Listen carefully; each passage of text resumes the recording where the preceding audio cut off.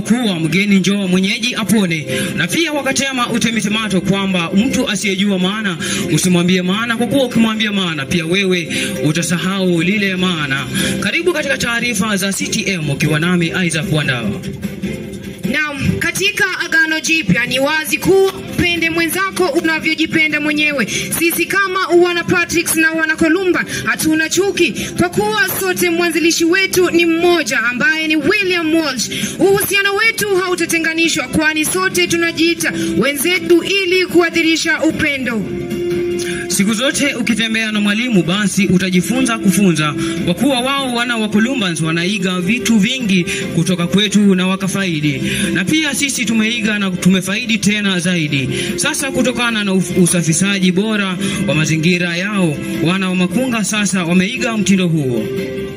Ikumbushe kuwa shule ya Mtakatifu Columbans ni mfalme wa gatuzi la Saboti. Pia shule ya Mtakatifu Patrick ni moja kati ya shule ambazo ni bora katika gatuzi la kwanza, si kwa masomo tu bali pia kwa michezo na sanaa. Sasa shule hizi mbili zina umoja na sanaa sasa, kwani umoja ni nguvu na utengano ni udhaifu.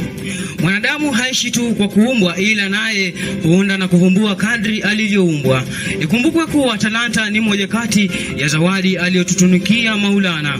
Moja kati ya talanta ambayo imeenziwa katika shule hizi mbili ni talanta ya utangazaji. Kati ya watangazaji ambao wana ustadi wa kusema au kusoma vifungu vya maneno kwa ustadi mno, kama vile mfinyanzi alivyotayari kulifinya udongo na kuunda chombo cha dhamana, ni Bwana Morris Mapesa, Bisintia Kanana, Bwana JJ, Bwana Newton Masai, pamoja na mkuu wa makachero Bwana Nicholas Buayo.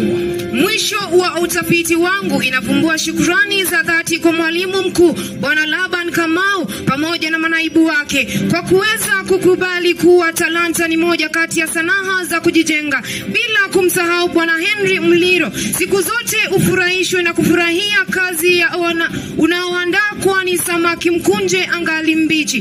Kufikia hapo sina budi kusema kumpa mpe, akupae asokupa kumpa ni kutupa. Niite Karen Hakali. Nami Isaac Wandawa.